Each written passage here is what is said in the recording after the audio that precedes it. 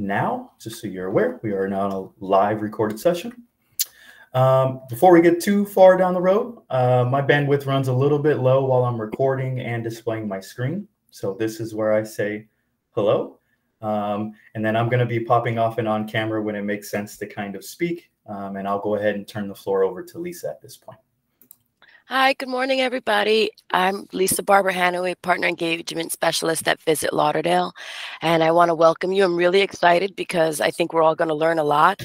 I think I'm going to learn a lot, so excited to do this with all of you. I'm going to introduce the Visit Lauderdale team alphabetically, just because I can see it in the window alphabetically, so we're going to start there, and we'll start with Atia. Okay. Good morning, everybody. My name is Atia Atkins, and I am the Senior Manager for Public Relations and Communications for Visit Lauderdale. Kamala? Good morning. I'm Kamala Clark, Senior Vice President of Marketing and Communications. Really glad that we're able to offer you all this extranet training, and hope that you walk away feeling a lot more engaged with us and identifying ways that we can partner together. We really want to increase our touch points with our partners, and this is one of many ways that we plan to do that over the next month or so. So, just continue to engage with us, and thank you for joining. Thank you. Ebony? Hi, good morning, everyone. My name is Ebony Terry. I'm the PR manager here at Visit Lauderdale. Thank you for joining. Francisco? Or Frank? Sorry. Good morning. I'm Logistic Coordinator for Visit Lauderdale Marketing Department.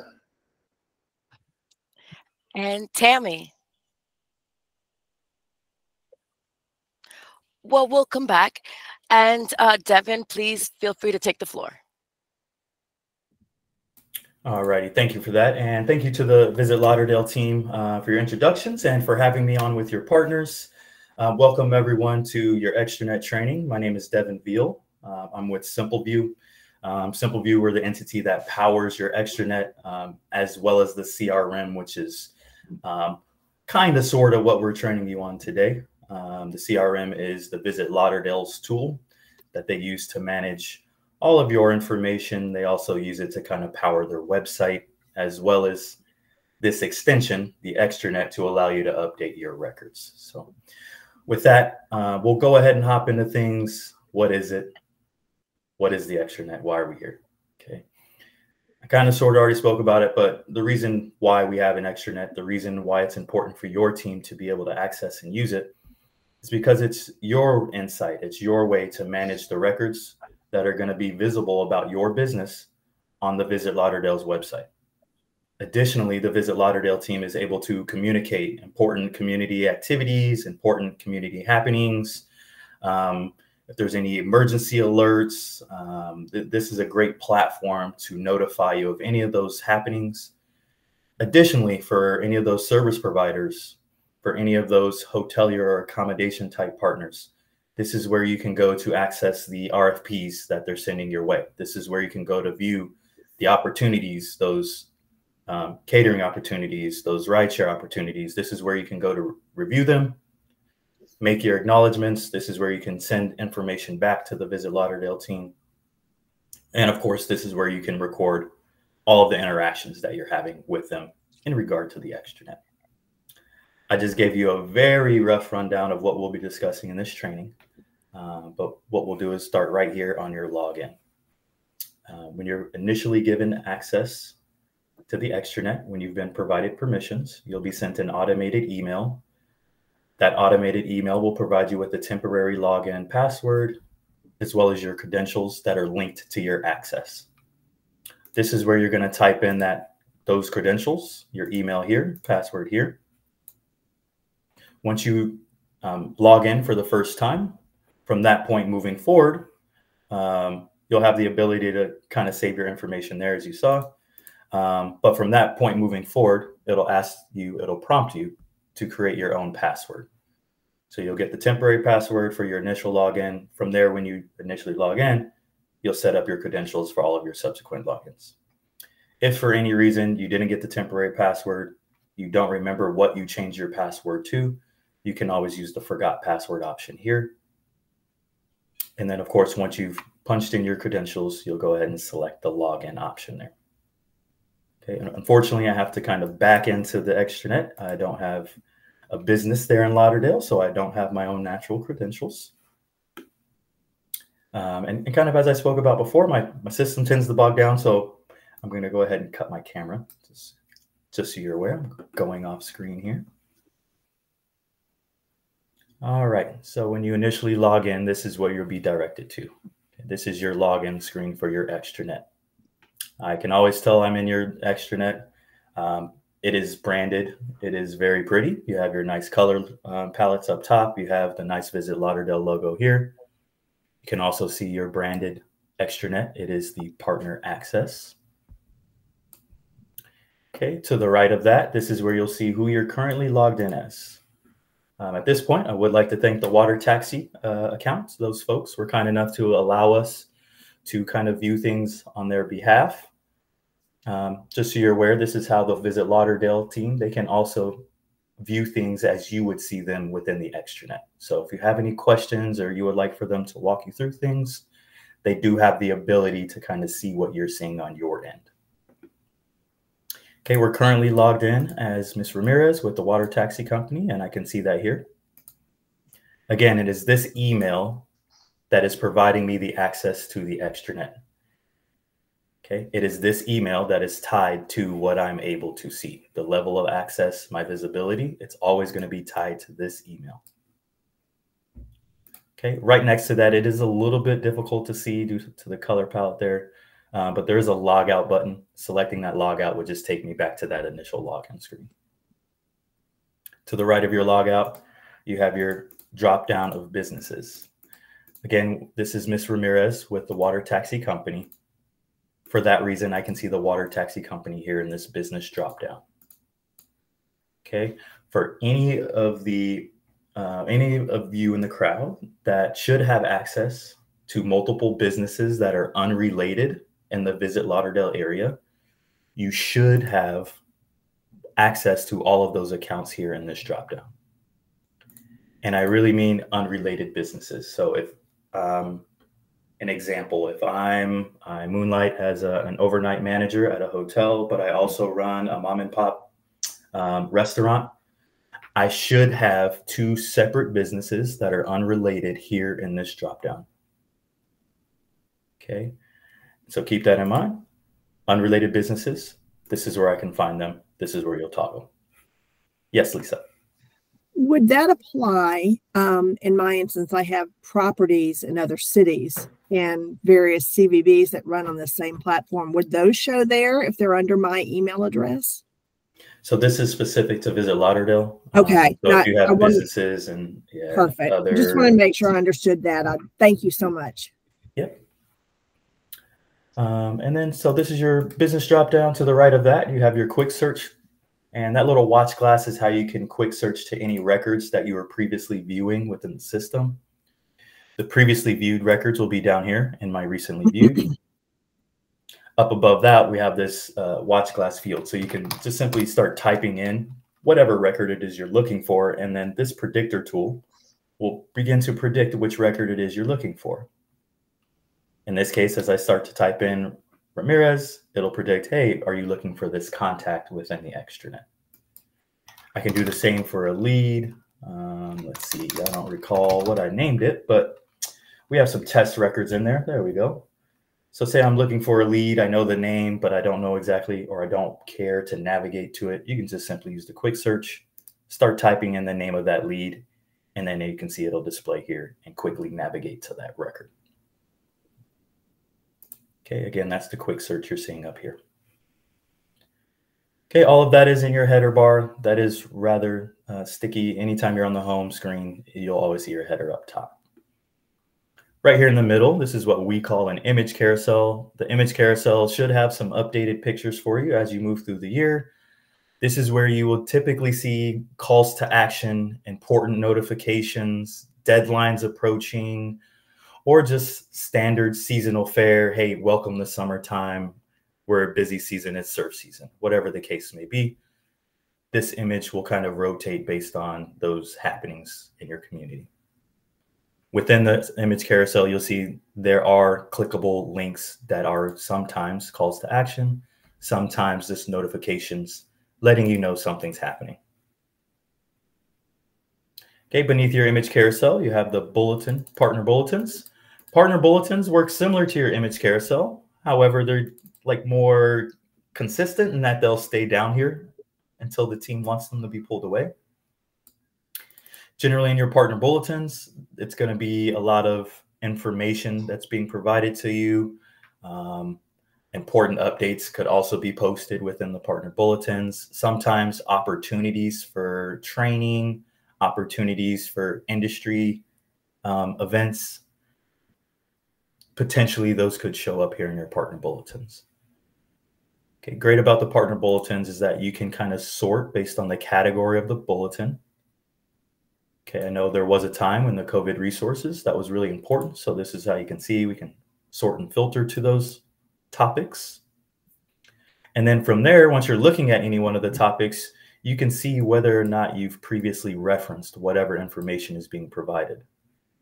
I know that because it says I read it here on December 27th. If I go to some of these other bulletins, it'll tell me that I haven't read them if I haven't read them. Okay, and again, the point of that is the Visit Lauderdale team is sharing something that is rather important with you. It's letting you know, hey, I looked at this, or hey, I need to go in and I need to reference whatever it is that they're providing me there.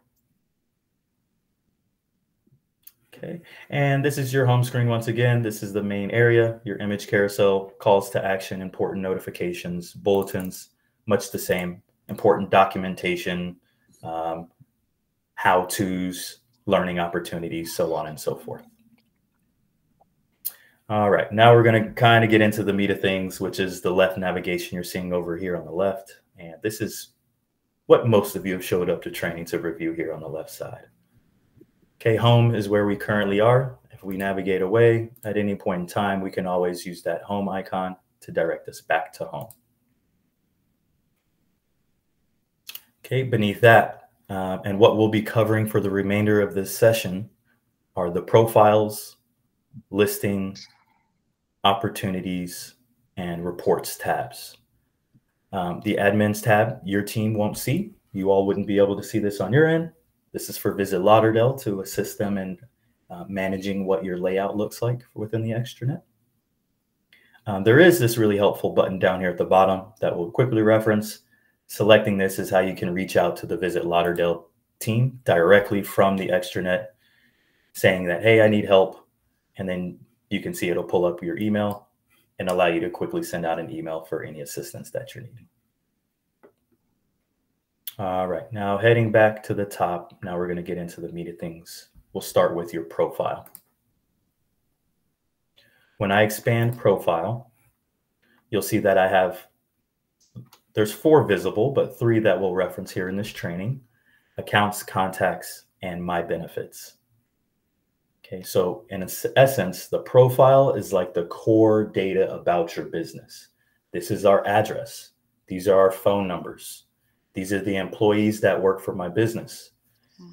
These are the things that make me special. In other words, the amenities that site visitors are going to be using to find your business. Okay, the profile is like the core data about your business. Okay, so let's go into contacts first. And the reason why we're going to contacts first is because we're going to first describe what you're seeing here. We call this a standard grid. It's a standard grid because I'm looking at contacts, but you can see the layout and what it looks like. That's consistent and fairly standard through the system. So if I navigate away to listings, you'll see it's a standard grid. It's just about listings. If I go to opportunities and RFPs, you'll notice it's a standard grid. It's just in reference to RFPs. Okay, so before we go into details about the actual contacts, we're just going to reference all the items you're going to see in a standard grid. In all of your standard grids, at the very top, you'll have a set of filters that are available to you. This filter section is expandable and collapsible. Okay, You can manage or change the filters that you're seeing here by using the manage filters, by using this gear sprocket, manage filters. Okay, I do reference this logo or this icon because that does pop up in a few places through your extranet. You'll want to know anytime you see that gear sprocket, anytime you see that logo, that's just a setting that you can update and manage how you're viewing your extranet. This is like a front end user. I'm able to change how I'm viewing the records that are available to me. Okay, if you select either one of these gear sprockets, they take you to essentially the same place. Okay, if I select the manage filters here, this gear sprocket at the top, it brings out this tray of filters that I can then change, include additional filters. I can set my defaults. I can do all of that right here from under this filters tab. Okay, if I choose manage filters, by default, I'm taken to filters. You'll want to know this gear sprocket here does the exact same thing. It's just going to send me to columns first. Okay, so again, either gear sprocket gives you the same ability to manage how I'm viewing my standard grid. Okay, so starting here, I'm going to manage my filters. When I select that, I'm taken to the filters tab. From there, you can see I have account and contact type selected. For that reason, I have the account and contact type visible and available to manage when I'm on this results page.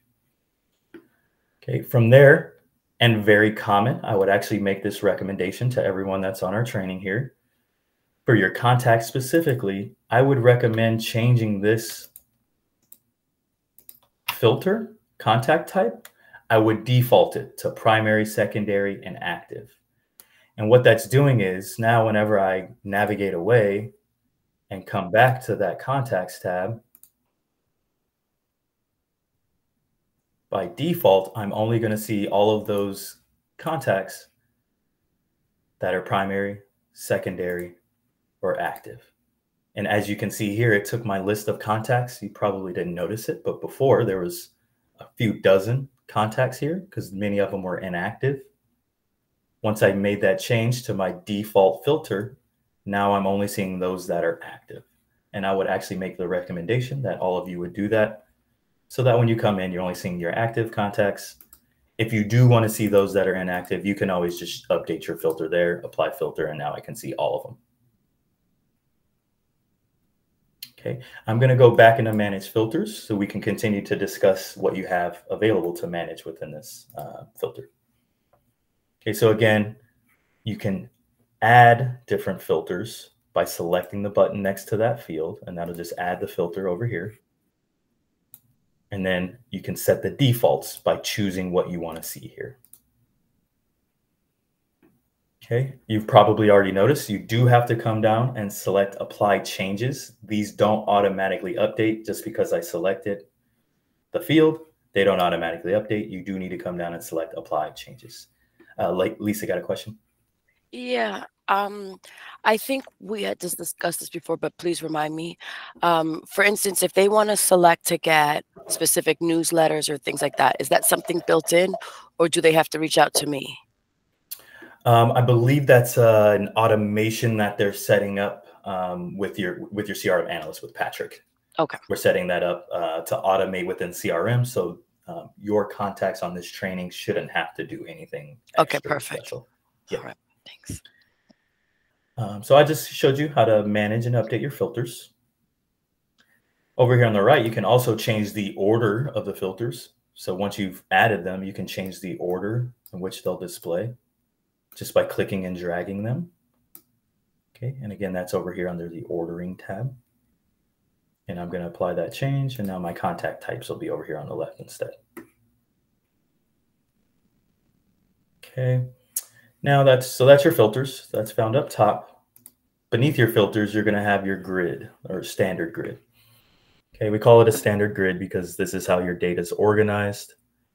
You have obviously rows of data, and then you have columns that are going to be populated with the data from those records. Okay, next to any one of your records, If you see a pencil, that means you can edit that record. If you see an eyeball, that means it'll take you to the detail page. The eyeball and selecting the record's name will take you to the exact same place. It takes you to that detail page.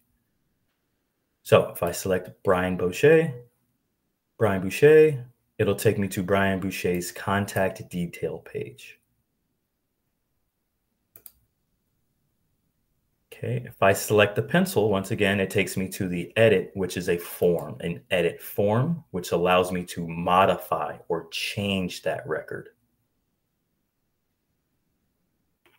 Okay, if you ever get confused about where you are and how to manage or change what you're seeing, just know I can make changes to the records on forms. I need to be on a form, an update or create a new record form.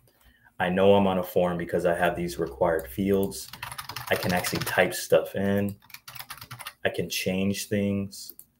Okay. A detail page, you'll notice I cannot change things. I cannot write things into fields. There are no required fields. This is a detail page. It's where you can go to review the details of this record. When looking at your detail pages, you'll want to know every single one of them have sections of data to assist you in navigating to what it is you want to update. Okay, the sections are over here on the left to quickly navigate down to a different section. The sections are also expandable and collapsible. If you know the data you're looking for is not up here in the contact information, you can go ahead and minimize, so then you can review the underlying sections of data. Okay, and then the last action icon, that is a clone or duplication field. The clone takes you to something similar to the update. It's a form. Instead, it's now a new record form. And in this case, it's going to populate the data from the record you're cloning. It's still a form, but you'll notice I can type stuff in, change stuff. However, I'm going to be creating a new record at this point in time. You'll want to know as you're initially adding all of your contacts, all of your employees at your business, that clone button goes a really long way. So I can just clone the contact and maybe just change the first, last name, the title, email, all the rest of this stuff will probably be the same. The address for your contacts typically will pull from the account. So it's just a little bit easier if you're creating records in bulk, use that clone and then modify whatever fields of data need to be modified.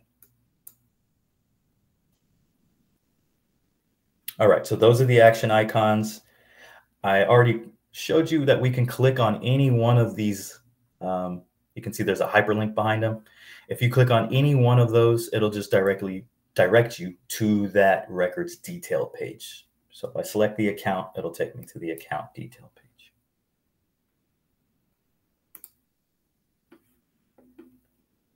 Okay, other items you'll want to be aware of? Yes, sir. How about if you want to deactivate a person that is no longer working or has an account with us? Yeah, so in that case, that would be you're modifying the record. You're changing the record. So you would need to use this edit pencil. And then within the edit pencil, you have your contact type dropdown. You would use that contact type dropdown to inactivate the contact. Yes, Lisa. I just want to stress the importance of this. We get a lot of old records and we don't know if somebody's moved, right? Like the person in the organization would be the only person to know that somebody's not there or they're no longer responsible for something. So this is something that we just want everybody to pay extra attention to. Please, I get a lot of people asking me to add or remove contacts, but this is something really, and I'll always show somebody how to do it, but this is something that you really need to own, because if I'm away or I'm at a conference or anything, I don't want anybody waiting on me to do something when, you know, it's quite simple as going in there with the pencil and editing their information. So I just want you to be aware, because, you know, the cleaner your records are is when we have to get you information, at least we're not going through 3 dead contacts to get it to you. We want to just make sure we get you the information as soon as possible and in the most efficient way. Absolutely. That's exactly right. And best practice is just that. New folks to your organization, best practice, come into Extranet, add them. Folks just left your organization, best practice, come in and activate the records right away. Thank you for that, Lisa. So hopping back into training, so we kind of showed you how we can click on any one of these records and it'll take you directly to their detail pages. You'll also want to know you can sort your entire grid by any one of these column headers in ascending or descending order. Okay, and then you can also manage the fields of data that you're seeing. So I have full name, account, title, email. Maybe you want some other field of data to be visible for these contacts. Okay, use your gear sprocket. Again, you can use either one of them. If I use the one here at the top of my grid, it'll just take me directly to the columns tab here. So if I'm reviewing my columns, you'll see account, contact type, email. Those are the different column headers I'm seeing here, title, full name. If you wanted to add a different field, go ahead and select them. Select the field you want to pull in. And then we already saw it'll pull that field in, but it's just going to put it at the very end. If you wanted to move that field column somewhere else in your list of columns, you have to use the ordering tab. Okay, and then from there you can click and drag this particular field wherever I want that to be displayed. Okay, in this case, I don't believe Ms. Ramirez wants birthdays to be displayed, so I'm going to go ahead and flip that back. All right. With that, that sums up a standard grid. And actually, one last thing, there are navigation icons. So if you do have many records in view, it'll tell you exactly how many pages there. You can sort directly to a page by typing in the page number, or you can use your arrows here to navigate to the next page or navigate over here to the last page. Any questions about a standard grid before we get into details about the actual records themselves?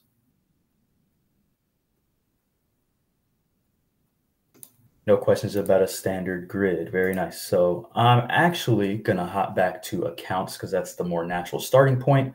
I just wanted you all to see what we're going to have available to us in a standard grid. Okay, so now I'm going to hop over to the accounts, and this is where I can see all of the information about the water taxi business.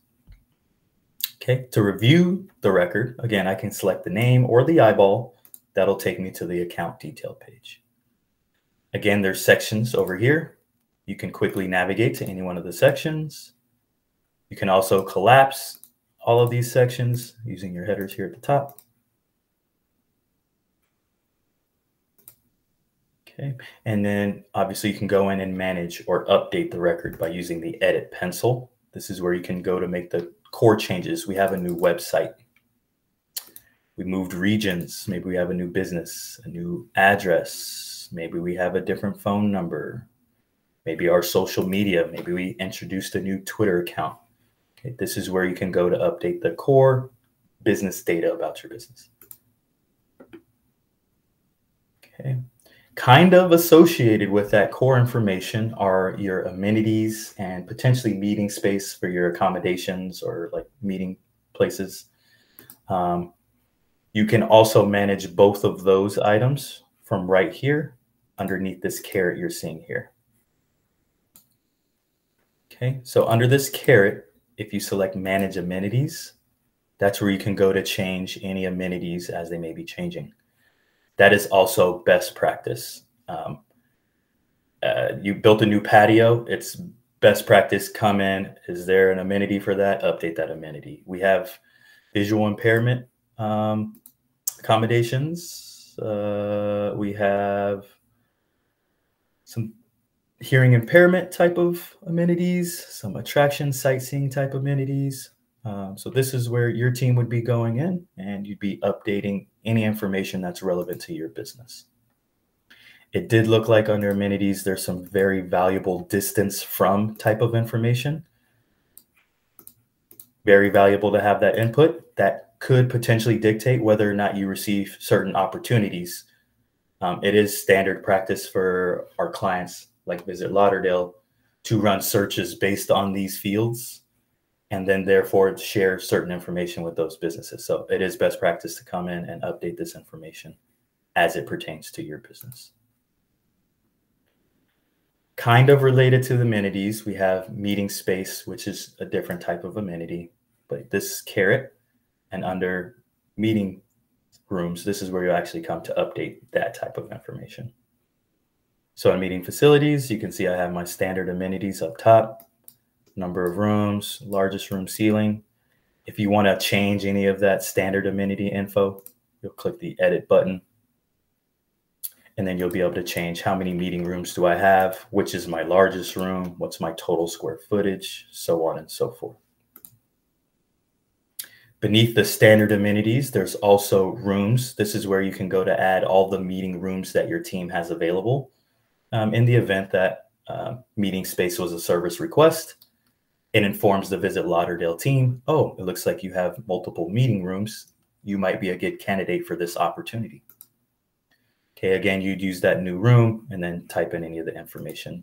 Room, the name, square footage, booths, listening devices, so on and so forth. Okay, I showed you how to get to your amenities and meeting space by using the Carrot. You can also get to the amenities and meeting space by viewing the account detail page. So if I select account, again, I'm taken to the account detail page. Over here on the left side, you can also get to your amenities and meeting space if you'd like to manage it that way as well. Okay, at this point, we'll go ahead and address the idea, potentially, that some of you may have access, or you may be managing multiple businesses that are related to one another. Meaning you may be in charge of a larger entity and you're managing all of the local area's smaller entities. We call that a parent-child account relationship. If that's the case, what you would see here in this dropdown is only the parent accounts business. And then within here, I would see a list of all the child accounts that are underneath that parent account. I'm not sure if you have any local Hilton folks on the call, but this would be case in point. If you had a local Hilton representative who was managing all of the local Hilton properties. So I would have the Hilton, the DoubleTree, Hilton Garden Inn. Potentially, if they were set up in a parent-child relationship, I would be able to log in with my one Hilton login, and I would be able to manage. I would see a list of all the accounts that are those children accounts. And I would be able to manage both the account information and all the contacts that lie underneath those accounts. Okay, if you want more assistance with that, go ahead and reach out to the Visit Lauderdale team, and they'll be happy to assist you with that. And then for the Visit Lauderdale team, we'll be on the Simple View side, happy to assist if you get any requests on how to manage those parent-child relationship type accounts. All right. From there, let's go ahead and hop into our contacts. Okay, contacts, you'll see we get a new button here at the top. All of you should have the ability to add new contacts when you have new folks join your organizations. If you select add a new contact, you'll see which fields of data you can add. Obviously, they'll be under this account. Again, if you have that parent-child relationship and this drop-down, you would have to choose, hey, is it which one of these children accounts am I adding this contact to? Then from there, you'll see it's a form. You have a first name, last name, full name, department, title. The contact type I briefly mentioned, you'll want to know this contact type. This is how you want to manage whether or not an individual is still in your organizations. If they are, they should be active, primary, or secondary. If they are not, they should be inactivated. From there, preferred method. The preferred method will determine from a default perspective, if the Visit Lauderdale team were to reach out to this contact, this is the method that would be chosen by default. You have send email. The send email, you'll want to know that needs to be checked if you ever want to receive communications from the Visit Lauderdale team from the CRM. You'll want to make sure that's selected. And then you obviously need to have a valid email if you'd like folks to be able to email this contact. From there's the phone number fields. You'll see that the address fields will automatically pull in the address from the account level. However, if you know this contact's different, I potentially could be mailing something. Excuse me. Potentially, we want the Visit Lauderdale team to mail something to this contact. You can select that pencil and you can go in and change it. You would use a custom address if this is different, or you would just use the same as account if you want to just pull in whatever's found on the account level, which is the default selection. And then from there, you have additional fields, gender, assist, and if this individual has an assistant. If so, what's their assistant's phone number? Okay, that is contacts. Are there any questions about managing accounts or contacts? Yes, Lisa. You're on mute currently. That better? Yes. Okay. If something is emailed to a contact, is it going to be emailed to anyone listed as active, primary, and secondary, or just active? How is that? Like an RFP coming to the property? So who receives communications are based on like the type of communication. So that would really be determined by the Visit Lauderdale team of like what is the intent of the communication and what permissions they've set up for these contacts that have been created. Okay. So individual. When you create, but when you create contacts, the Visit Lauderdale team is notified. So, or they have the ability to be notified. So it's, that's kind of how they'll be notified to then go back and add the permissions. Got you. And or reach out to you to see what role they play in your organization to know, oh, they should be receiving RFPs or they should be receiving service requests. Perfect. Thank you so much. Yep. All right. So we're hopping back into profile. That was your accounts and contacts. The next item we'll get into is your My Benefits. My Benefits are the way that you can see how your listings and offers are doing on Visit Lauderdale's website. So on your benefits overview, you'll see here, it displays the listings and offers. This is like an overview view. So in November, I had 10.57 thousand views to my listings on the website. You'll notice there's a little toggle so you can click see views. You can also see clicks from right here on the overview. You can also look at your offers. This is the total number of clicks, I believe, or downloads for this offer. You'll want to know how the benefits should be viewed. There are filters. Okay, so keep in mind, if I'm not seeing what I know I should see, there are filters. It's probably the most frustrating thing in the world for most users. I always want to see what I want to see and don't want to have to change anything. However, it's only going to default to the previous year. If what you're looking for falls outside of that range, you do have to update the filters to pull in that relevant data. Okay, you can see that'll change what I'm seeing here. Okay, then again, this is just the overview where you can kind of toggle and see high-level information. You can also see the details of these clicks and views. And let me change that back to 2023 so it's not so wide. All right, you can also see the details of how my listings are doing on the website. So on one graph, when I click details, you can see views and clicks. If from this screen you only want to see views or clicks, you can also toggle what you're seeing here in your top graph.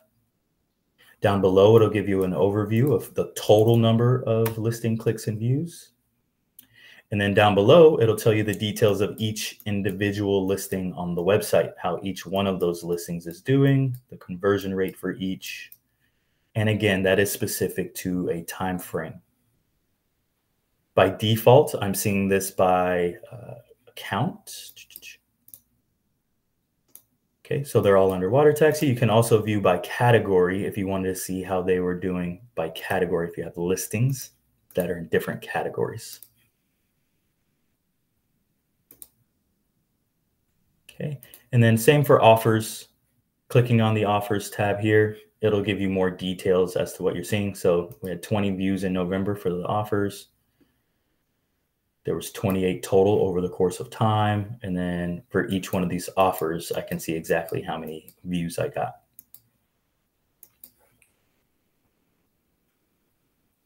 Okay, any questions on those two items? How I can review my overview, listings, or offers, and how they look on the website? No questions there. We'll go ahead and move on.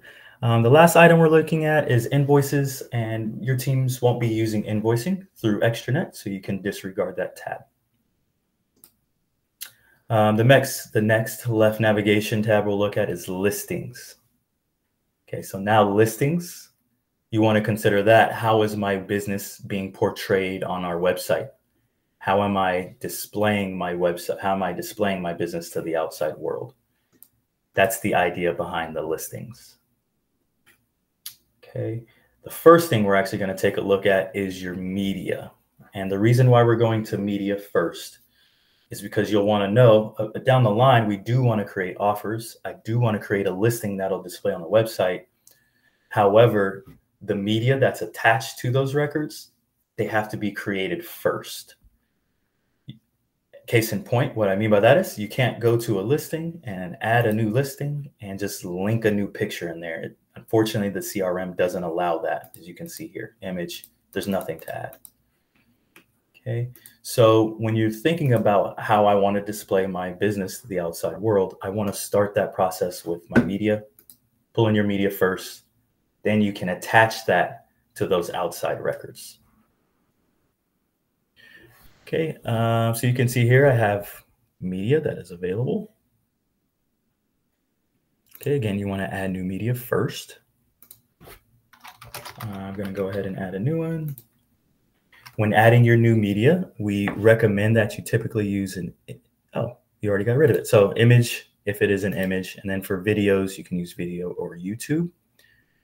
You'll want to know that you would just be adding a link to a YouTube video.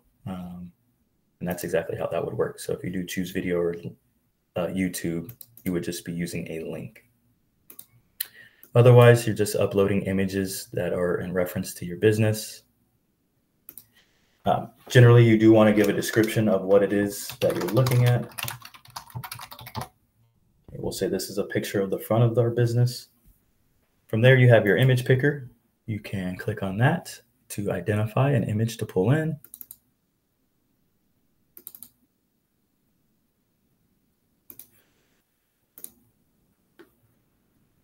Okay, and it does say click here for tips. I'm assuming, very nice. So we have some tips for uploading with some recommendations. Recommended sizes, very nice. Okay, so if you have any questions, do use that link here. Click here for tips. Okay, and then right here you can see listings. So you have the ability at the time that you're creating your media, if you've already created the listings, no worries. This is how you can retroactively link the media that you're adding to the listings that were already created.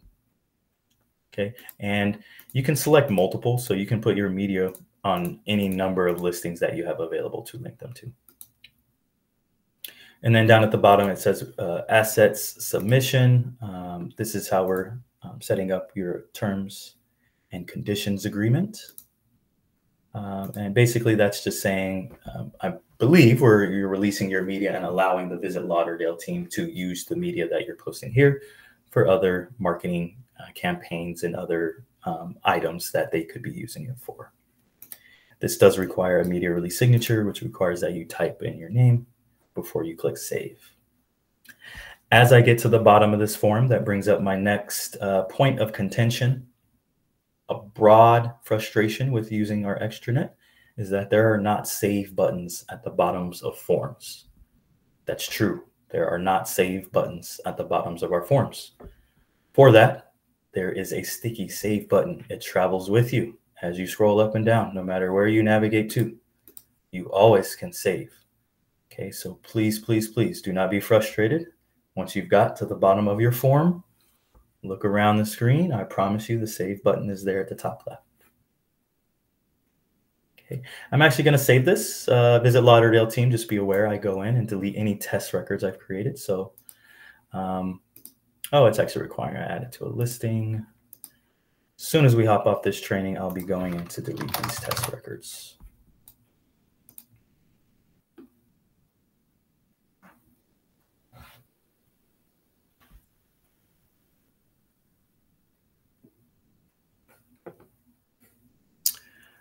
This is when we do need to have a little bit of patience. I'm rather impatient. I would typically be clicking save about 15 times. You do want to refrain from doing so. I've done a numerous number of demonstrations where I go click, click, click, click, click, click, click, and then it finally loads, and I have 15 new images. So just keep in mind, it takes a little bit of time. Click save, let it run its course. They'll be there. Try to avoid continually clicking save. Once I added that image, you can see it displays as so with my description. Any questions about adding media records? No. Not until we have to do it. Certainly. So we do have that help logo. And then, yeah, if you run into any problems, we do have this great help button. Go ahead and reach out directly to the Visit Lauderdale team. All right, so now that I've added some media, now I want to go in and let's add that to a listing, or let's add a new listing. Okay, to save myself a little bit of time, I'm going to go to a listing that was already created. And actually, let me see where I added my media to.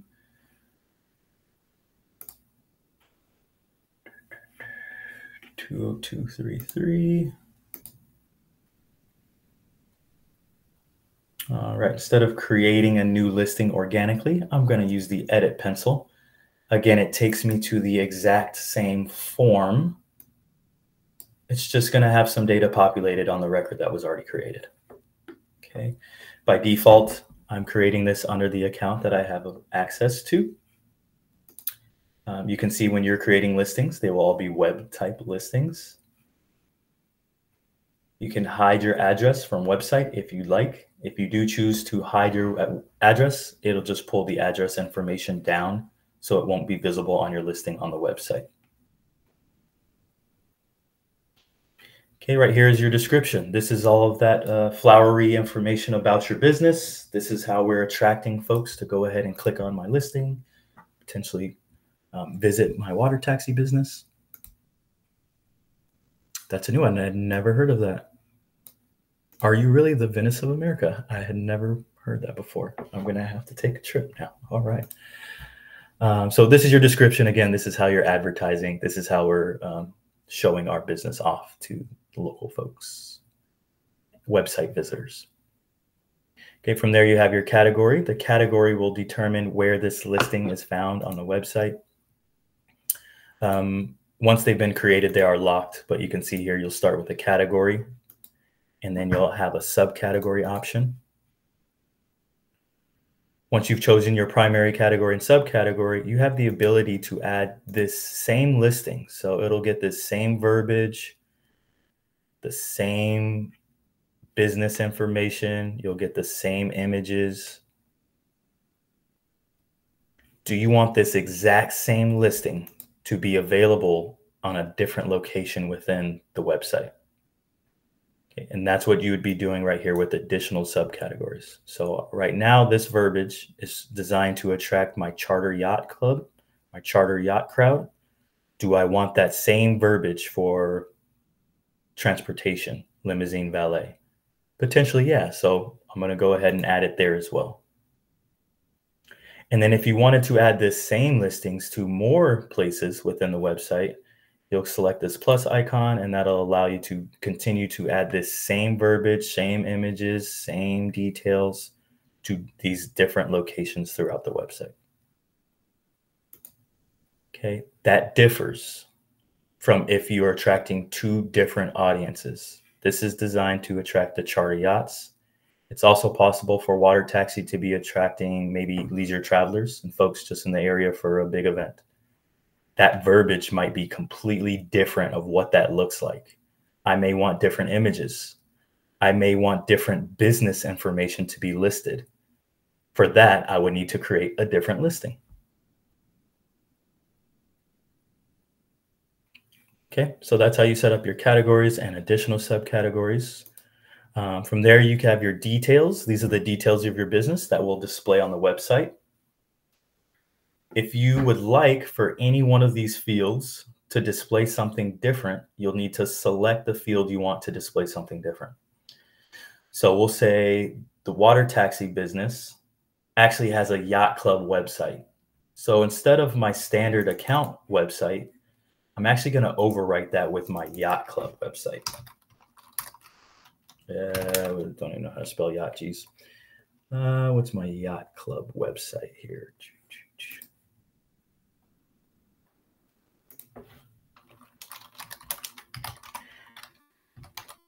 Okay, so that's how you can overwrite any one of the fields. Clearly, I'm an Arizonan at heart, not around water. Don't know how to spell yacht, kind of embarrassing, but there you go. So you have your website. You can see this is how you can overwrite any one of the fields. So if this is my business's phone number, but for this listing, I want folks to call a different phone number. Okay, overwrite the primary and type in a different phone number. Again, you might have noticed you do have to select the field you want to overwrite first. And then from there, it'll allow you to overwrite with whatever data you've added into that field. Okay, website notifications. That's very helpful for you all to be notified whenever your listing is hit any number of times. So that's actually valuable information for your team. I recommend managers, whoever should have visibility of your listings.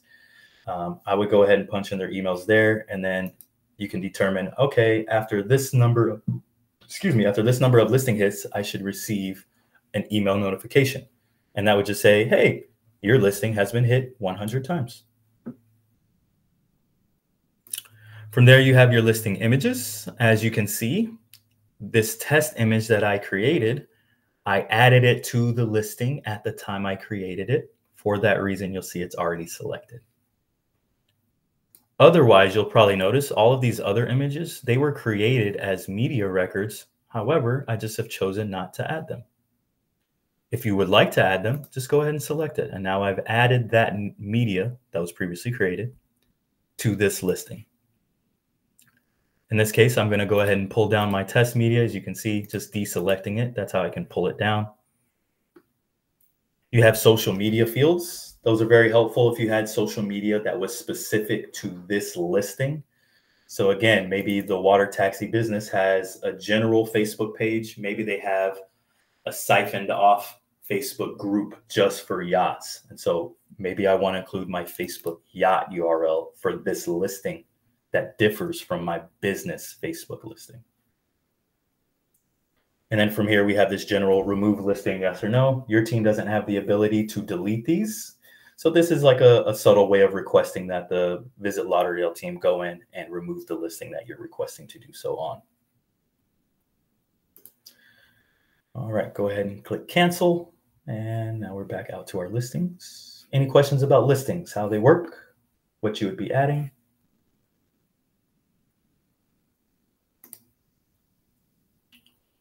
No. One kind of important place we want to look at. That wasn't even on there. Search keywords. All right. All right. So next, let's go ahead and hop into special offers. Your special offers work similar to your listings. Again, to save myself a little bit of time, I'm going to select one that's already been created. In doing so, you can see I'll give my offer a title. You have your offer text. You have your offer link. Okay, it should be a link directly to that coupon. And then you can see here, this is how I can pull in an image to display on that offer. You'll probably notice it's the same images that have already been created under media. That's what I have available to pull into an offer. It does differ slightly from a listing. You can add as many of your media records as you'd like to your listings. However, for your coupons, you cannot. It's only one, restricted to just one media record. From there, you have your offer dates, redeem from, redeem to. That's when folks who download the coupon can actually redeem it at your business. You have the post from and post to. This is how you can set it up automatically on your end to say, hey, that's a seasonal or this is a temporary deal on this date, that coupon needs to be removed from the website. This is how you can set that up automatically where you don't have to notify anyone or do anything different. It'll just pull down automatically on that date.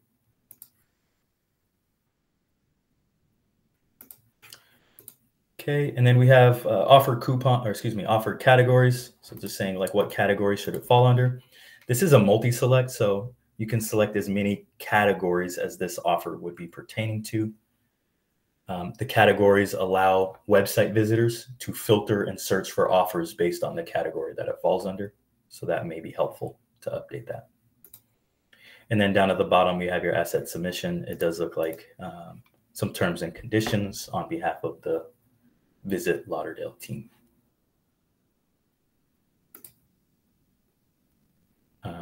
And then it does look like we have a watch glass. This is what they will display as instead of an edit pencil. When you're waiting for a response from Visit Lauderdale, it would display as a pending changes. Just letting you know, can't edit it. We're just waiting for a response at this point. Any questions about offers?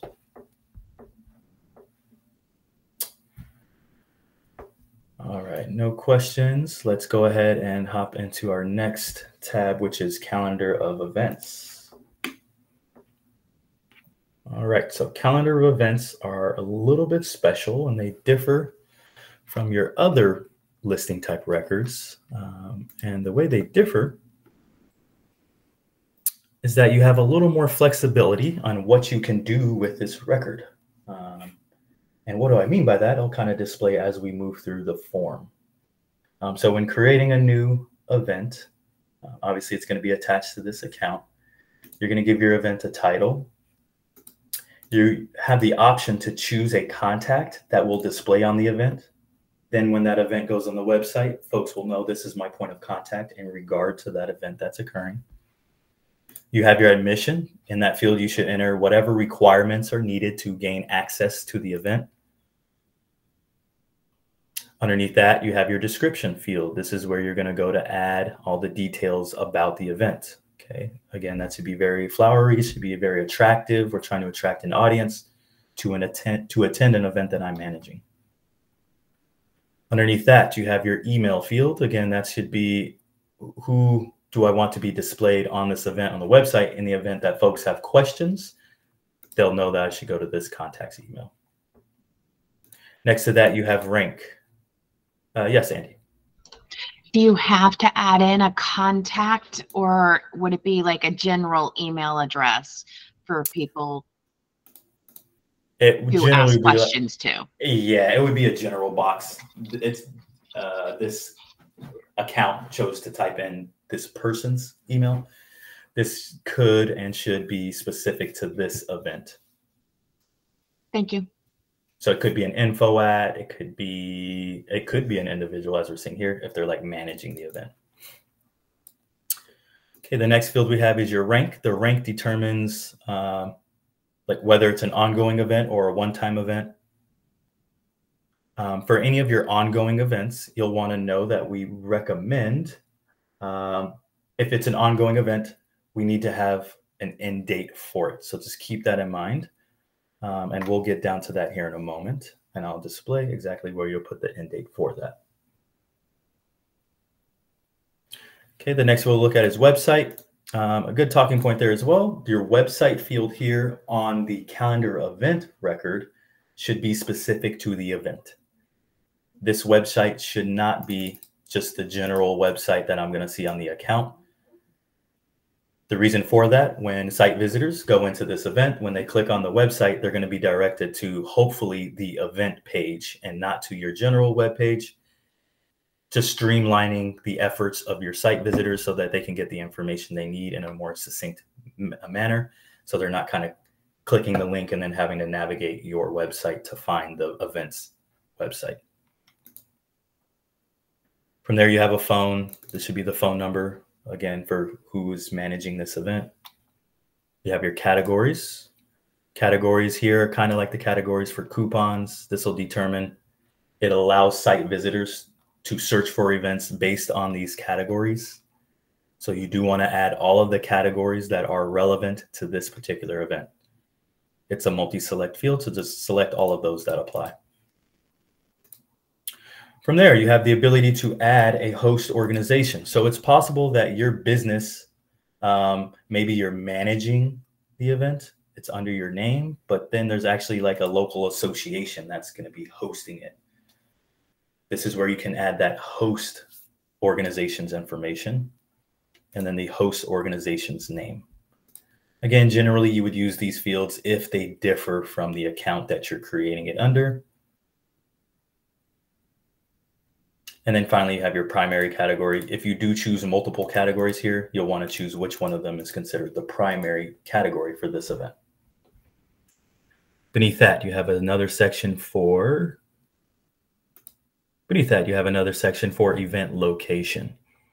This is where you're going to type in the location of the event. That does, by default, pull in the details of the account. However, you'll notice I can overwrite that. So if this business is somewhere else, or if the event's taking place somewhere else, you can just use that other listing instead. Okay, then you have the address fields. Again, that'll pull in automatically based on the listing that you've chosen here. You have your event dates. You have a start date. And then you have start time and end time. Primarily, you'll use start time and end time for those one-time types of events. For recurring events, generally you'll use this times, or if the event is taking place on the same day with multiple different windows, you would use this times write-in field to just say, hey, it's taking place in all of these different times. Okay, and then down here for recurring events, you can determine what the recurrence cadence should look like. So is it a weekly event? Is it a monthly event? Is it a yearly event? If you choose monthly, yearly, weekly, daily, you have additional options. Okay, it's monthly. Every what day of what number of months? So maybe semi-annually, we'll do the second day of every 6 months. Or maybe we want the second Tuesday, or the second weekday, or the last weekend of every other month. Okay, so you have lots of options for what the recurrence looks like there. Again, if you do choose a recurring event, okay, the event I'm going to create is recurring.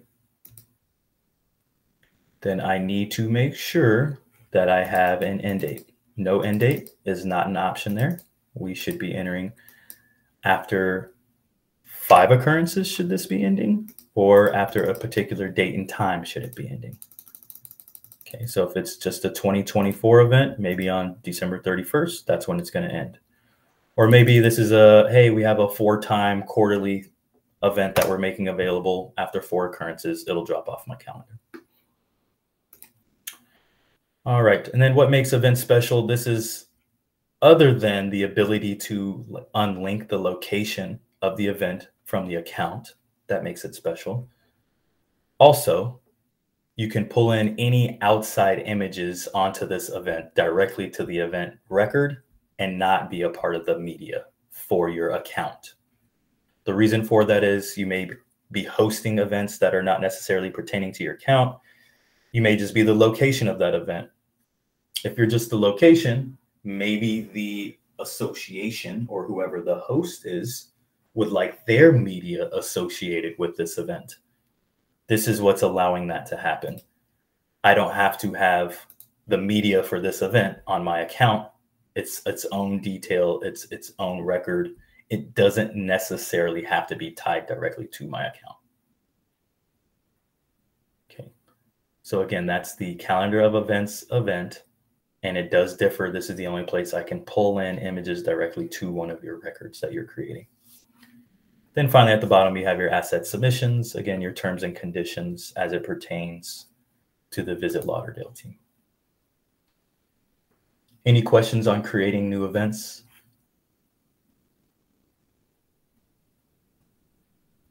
No.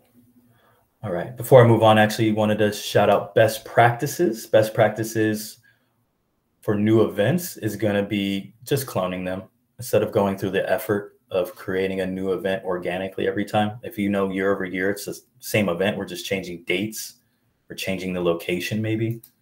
Just go ahead and clone it. And then from there, it'll save you a whole bunch of button clicks, a whole bunch of determinations that you need to make. Yes, Lisa. Hi, as we close out, I'm assuming we're closing out listings. I wanted to stress when it comes to listings, special offers, calendar of events, we've taken great care in adding tags. And tags are so important. I can't stress the importance.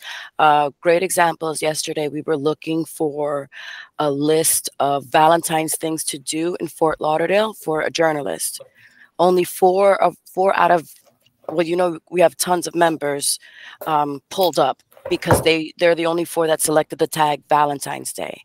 So we do these things so that we can find you, so that we can help you. So when it comes to listing, sometimes there's categories like Black owned, Pride, St. Patrick's Day, same thing with special offers. We've added so many tags just to make sure that whatever the niche is, that we can find you, whether it be for a press lead, a fam trip, anything. So please take great care in utilizing tags. And if there's a tag that's not there that you think should be used, if it's applicable to many partners, then we're open to seeing if it's a good idea in adding that tag. All right, thank you, Lisa.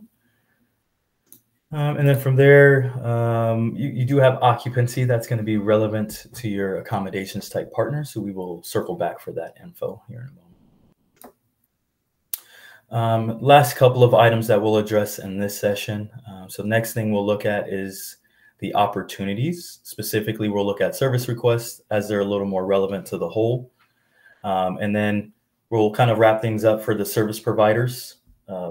And we'll hold on to the accommodation type partners, and we'll circle back to discuss RFPs and how you'll be reviewing the RFPs and responding to them in an appropriate fashion. Words, tough to come by sometimes. All right, so we have your service requests. Again, under opportunities is where you're going to find service requests. And service requests are just that. They're any requests for service that don't have anything to do with a room night. So let's actually go to my deadline. I'm going to go ahead and review one that was created yesterday as a test. As you can see here, I didn't reference it, but your filters go a long way in how you're viewing and managing. So it would be best practice to come in and change some of my filters and defaults up top. And the reason why I want to do that, so that when I come in, I'm only looking at my current opportunities where I don't have to see all of these old opportunities that are no longer relevant from a default perspective. So that might be a filter I want to change. In this case, I'm going to go in and I'm going to view the ride service request. Again, the eyeball or selecting the request name takes me to the same page. It takes me to the request detail. Same as we saw before, we have sections of data. Just going through the sections, you have the company. In this case, this is the company requesting the service. This is the lead that is associated with the service that's being provided. The request type, request name, the number of attendees, the deadline that you all would need to respond through this portal by, the budget. We have your location, when does it need to happen, the description of the request. Beneath that, you have your request dates, times. You have the contacts information, the person that I would potentially be reaching out if Visit Lauderdale made this information available to you. And then down here under accounts responses, this is where I can go and I can respond on behalf of all of the accounts that I'm managing. That's the reason why you're seeing accounts. If I had multiple businesses that received this opportunity, if I was managing multiple businesses that received this opportunity, I would be able to respond on behalf of each one of those different businesses. In this case, I'm only responding on behalf of water taxi, so I'm going to select that plus sign. When I do that, I'm going to let the Visit Lauderdale team know whether or not I'm pursuing this opportunity. I'm going to let them know any comments about the opportunity.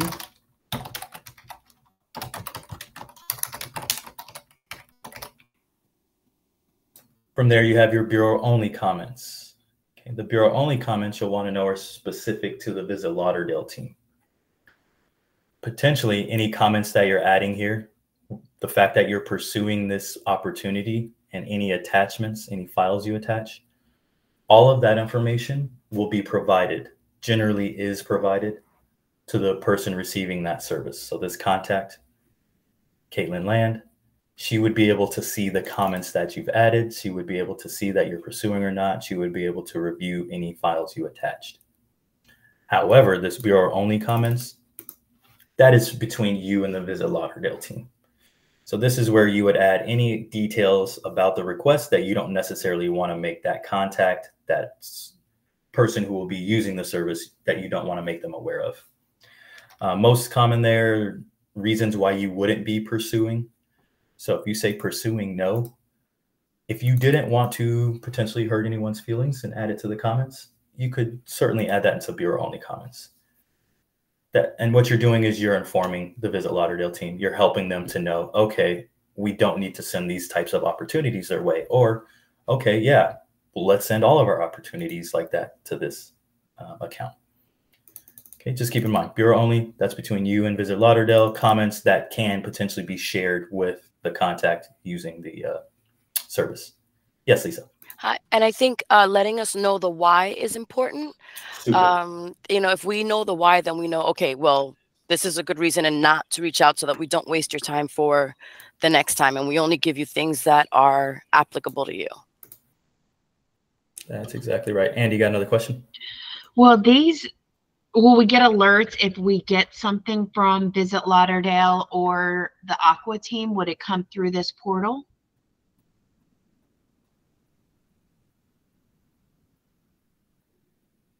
Lisa, you're on mute. It comes through the portal, but via email, if that makes sense. Like we may generate it through the portal, but it should arrive to you via email.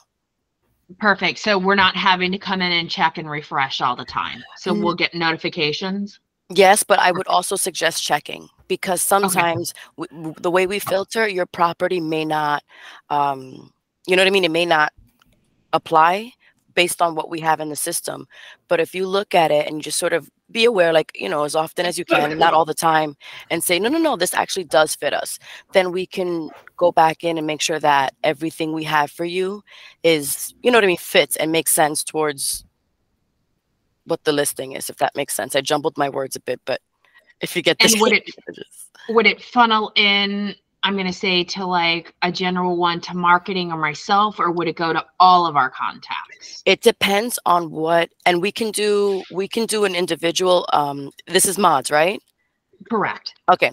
What we can do is, you know, at another time, maybe tomorrow, whatever, it won't take long. We can go through your contacts together and see who just needs what permissions. For the most part, a lot of people do lead catchers, right? So it goes to a general email.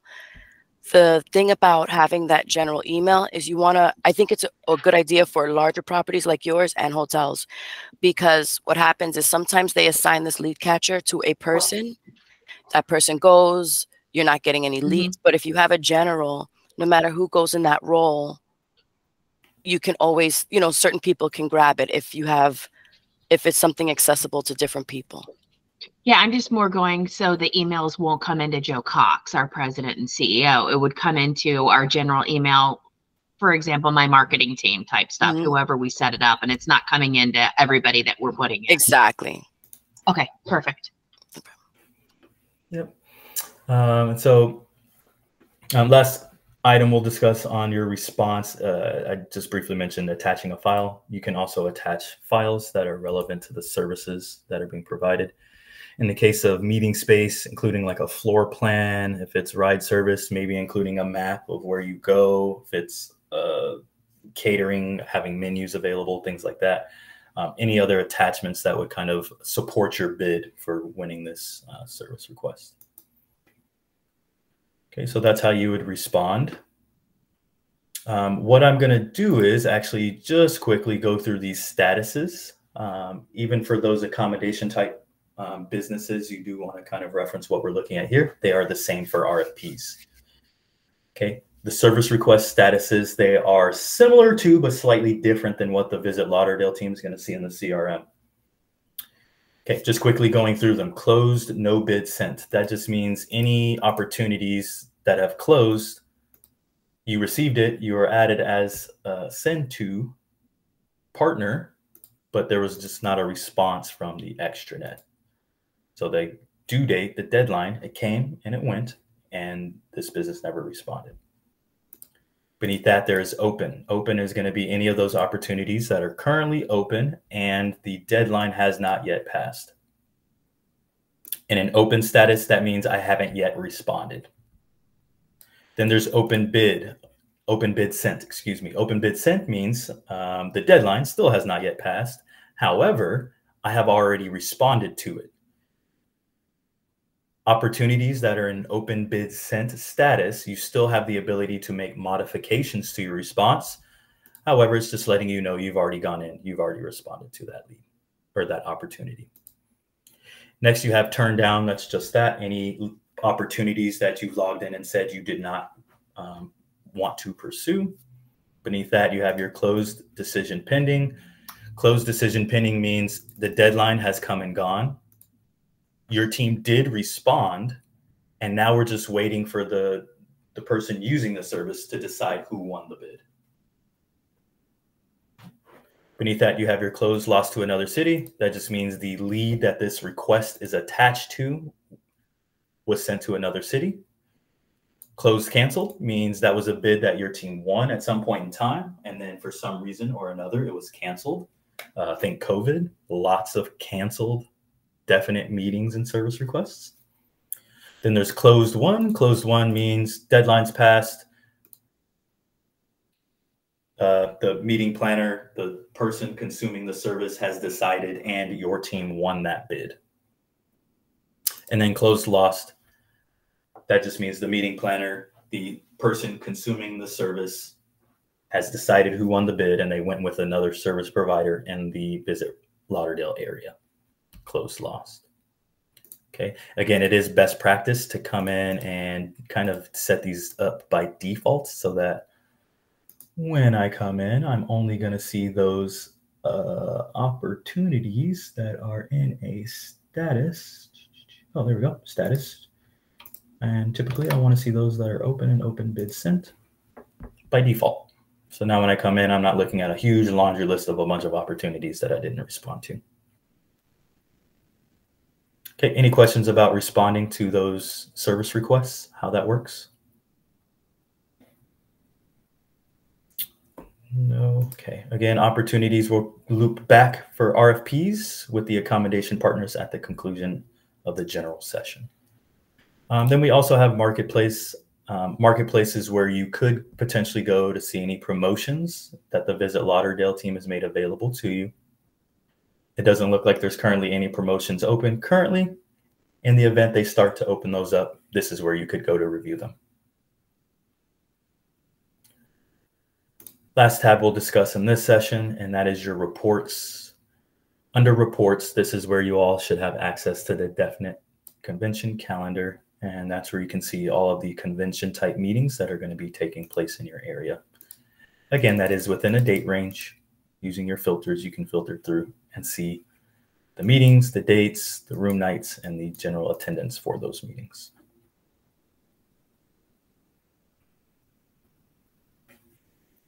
Okay, with that, I'll go ahead and circle back to home, and we can open it up to any questions that you all may have.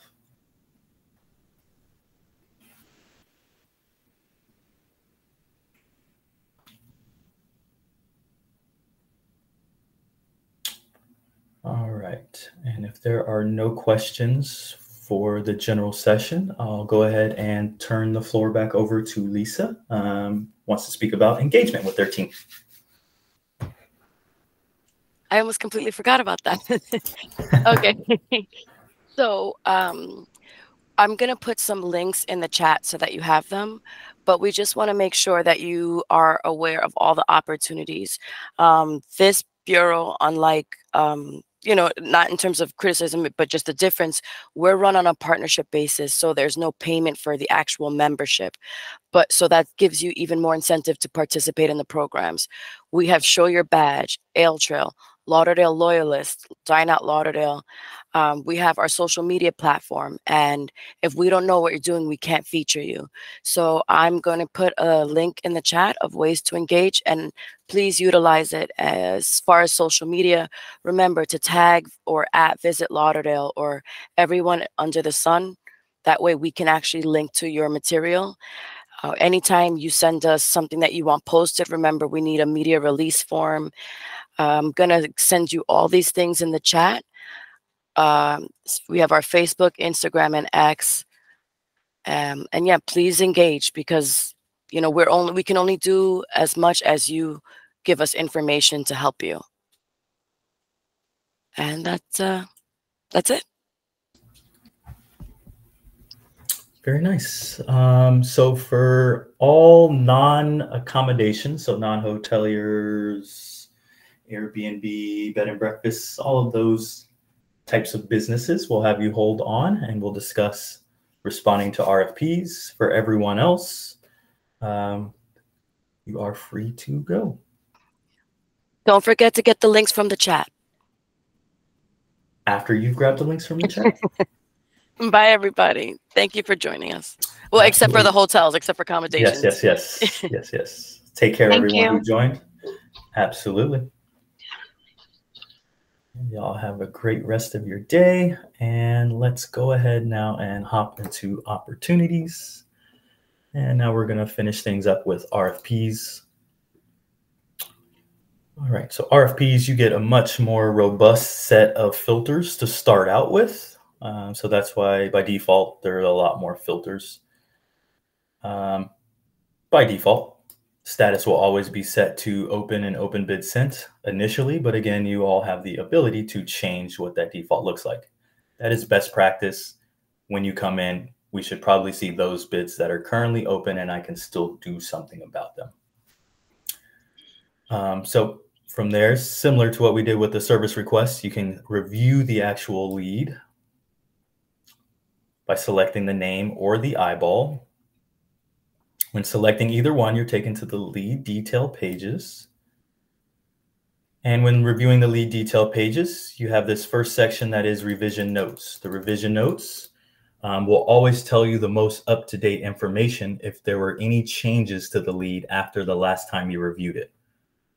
Okay, so for any of those leads that are in this open bid sent status, that would be a little more relevant, right?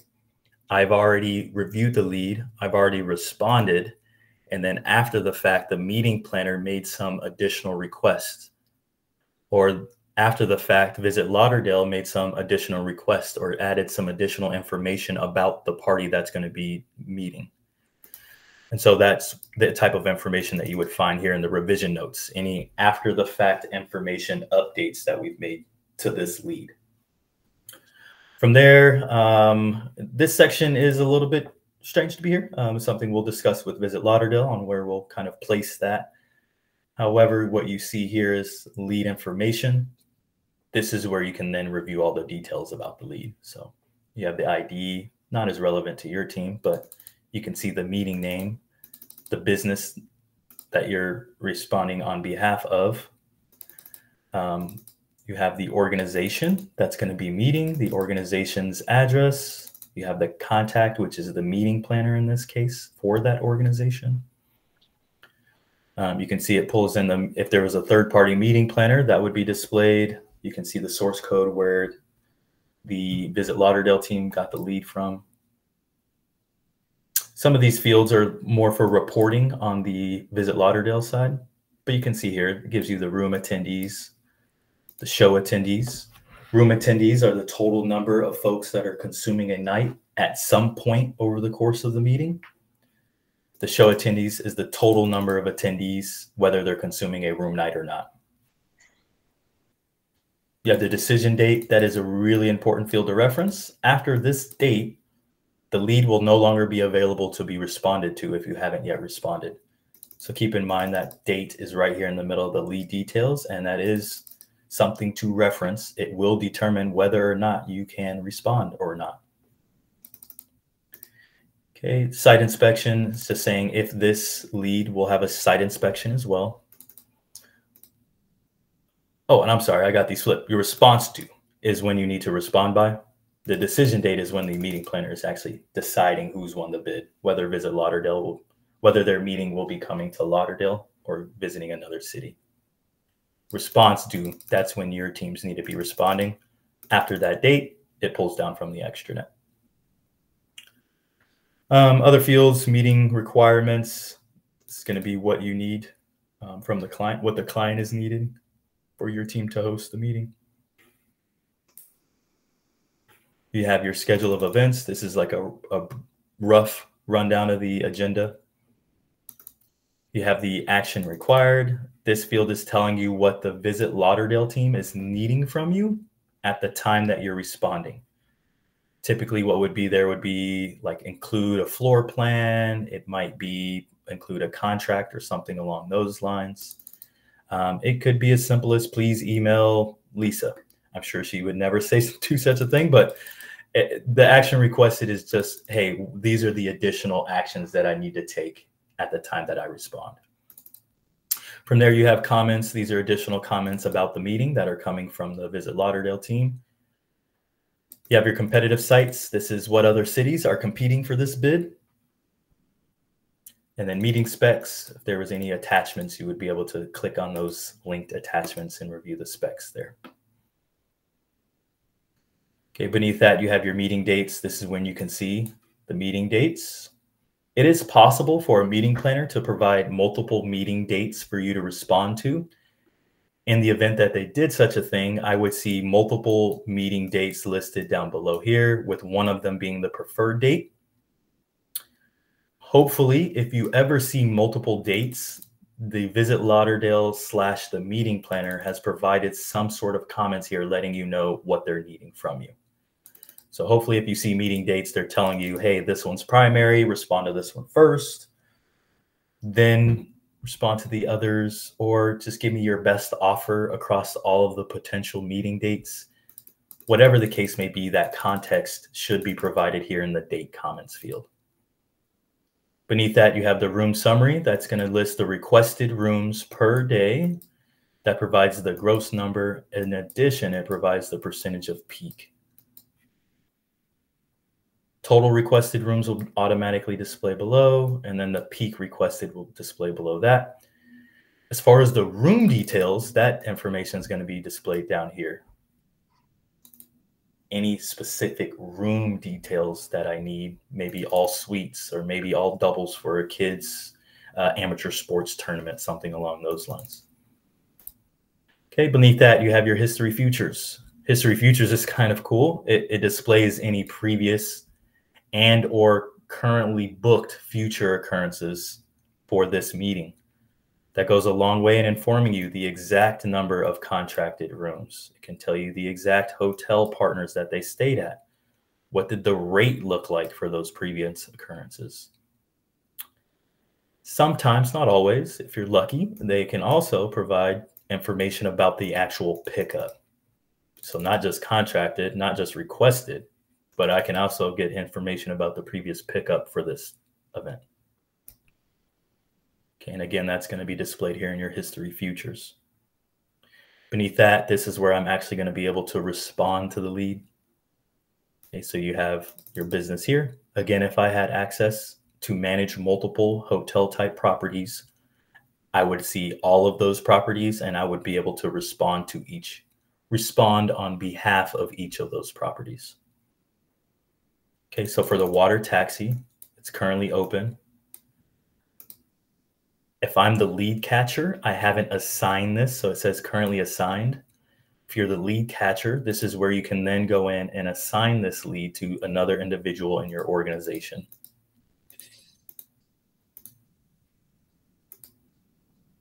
Okay, if there was any contracts linked, they would be displayed there. You can print your log after you've already responded. We haven't responded, so there's nothing to print. Let's go ahead and respond. To do that, I'll go ahead and click on this plus sign. When I click on the plus, it brings me up a new response form. At the very top of the response form, it'll just reiterate the details that you've already reviewed.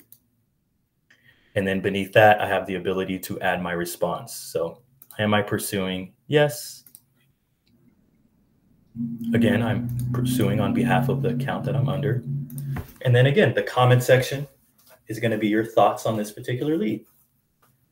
Same as we saw before, the comments here will display for the meeting planner. So anything that's really unbecoming of this meeting, maybe don't include that there. This information will pull over to the meeting planner. From there, you'll add your rate range for the rooms that you're offering.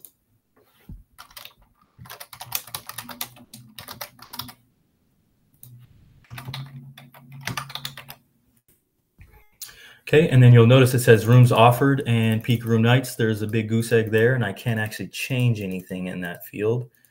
The reason is you have the room information displaying below. This is where you update the rooms that you are making available. So for this,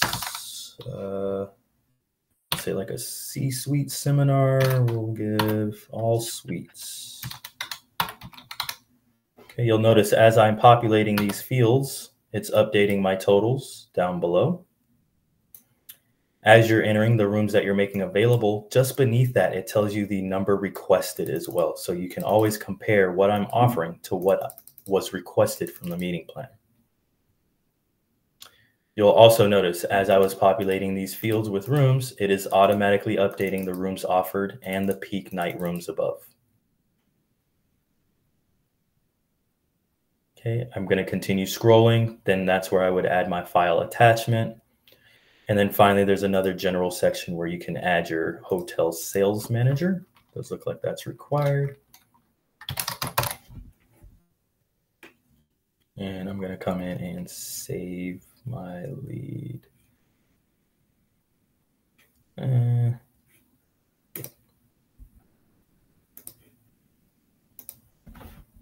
And the form will call you out if you make any mistakes that don't make sense, like making your from to in the wrong order. It will let you know that does not look right. All right, now when I click save, this lead should display differently on my RFPs. Okay, if you recall, by default, I have open and open bid sent. Okay, if you recall, I just turned down that opportunity. So if I change my filters, I would then be able to see that opportunity that I turned down.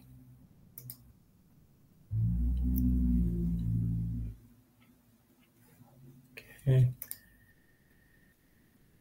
Any questions on how we would be responding to RFPs within the extranet?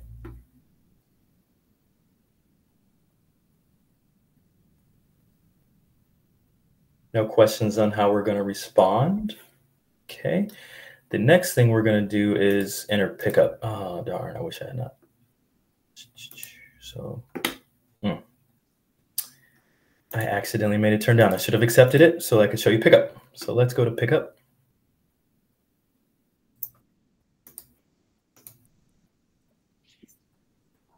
No, it's not there. Okay. I accidentally took down my lead. So what I would do is, trying to think of a way to reverse. You would go back into that lead.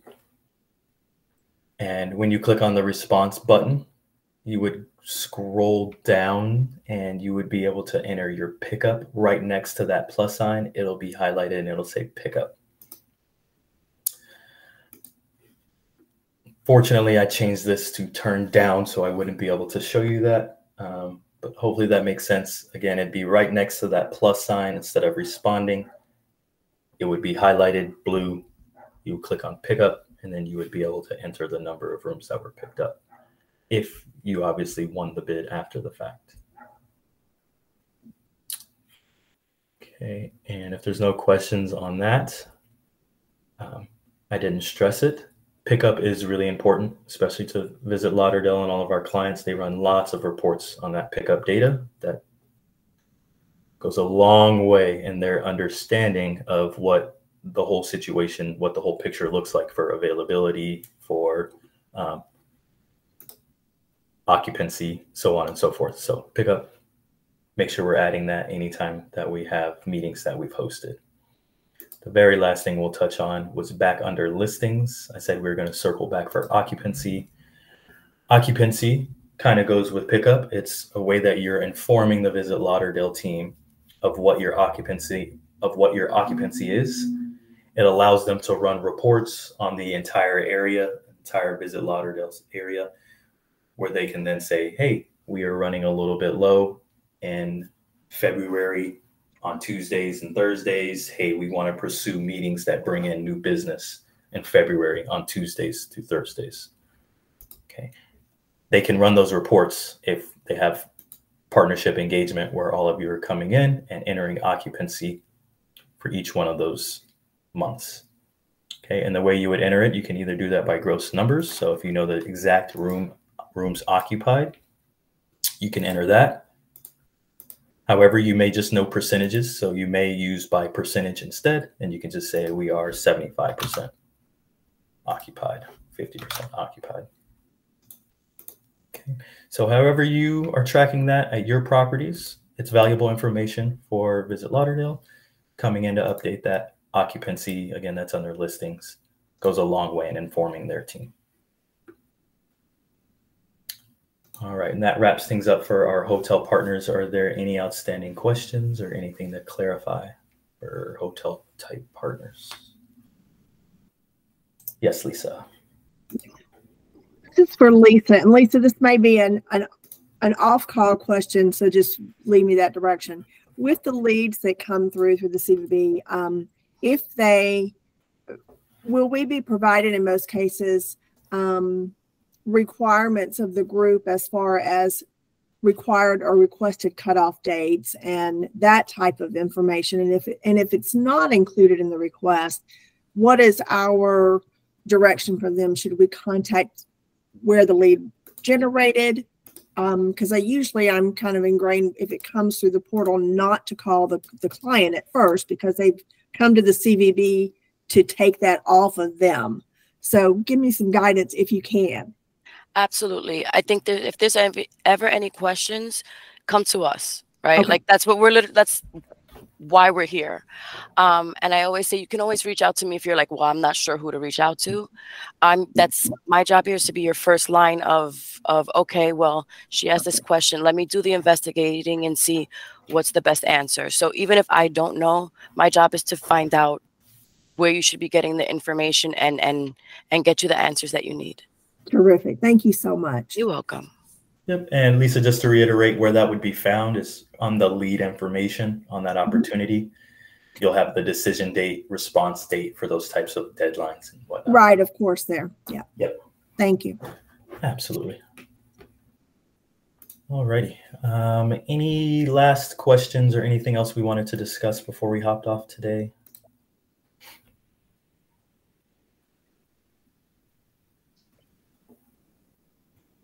It doesn't sound like it. So we'll go ahead and wrap things up. Let me go ahead and stop our recording. And thank you all for attending once again. Thank you.